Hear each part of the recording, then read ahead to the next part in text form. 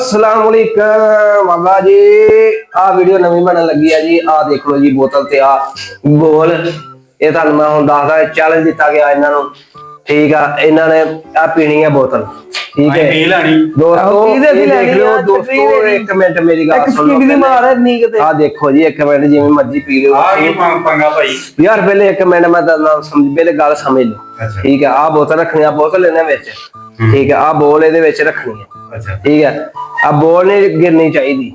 ठीक है इनू रखना इहदे उत्ते मत्थे ते ऐस रोक बोतल पीनी है पीनी है। ठीक है अब बोल इहदे उत्ते रहनी चाहिए इत्थे बोतल रहनी चाहिए भावें इत्थे रख दो बोतल ना गिरे। ठीक है बोतल पीनी है बोतल नहीं गिरनी चाहिए अब ही नहीं बोलती। चलो भाई चलो चलो चल भाई पी के दिखा दे। स्टार्ट हो गई है अच्छी कोशिश।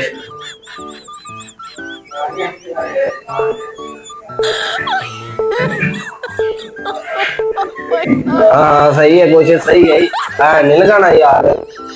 दोस्तों आ वीडियो देख लो कैसी बात है जी प्लीज दस्यो जी। इस तरह जी अगर ट्रीटमेंट करके दस जो कोई बंदा पी ले तो मैं नाम दे सकता। हाँ भाई ए चलो वन चल भाई वन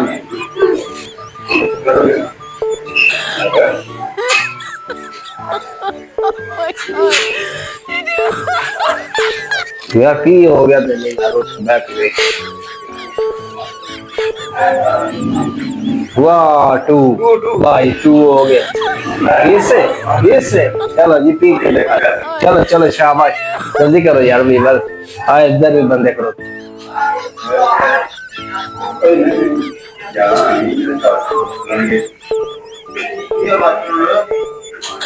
शाबाश बहुत आई कैंट भाई कैंट कमाल वाह पीले से नहीं भाई वाह वाह बस चल भाई अगला बंदा अभी तीन बारियां भाई ये कोल तीन बारी दे विच पीनी। ठीक है कोशिश पूरी करनी है पी। ठीक है पी लेगा तो तेरी है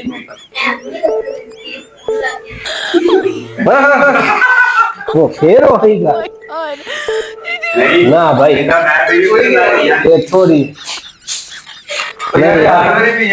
यार तू पी यार 40 हाँ भाई वन हो गया तेरा टू बारी शाबाश हाँ गुड गुड गुड ला भाई वाह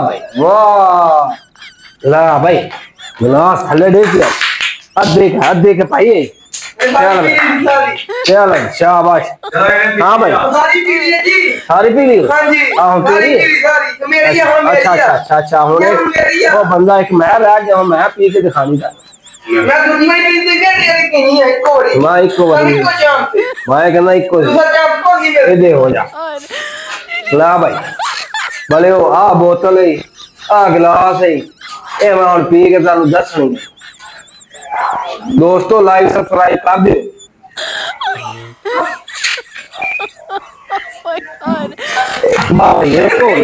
तीन चांस है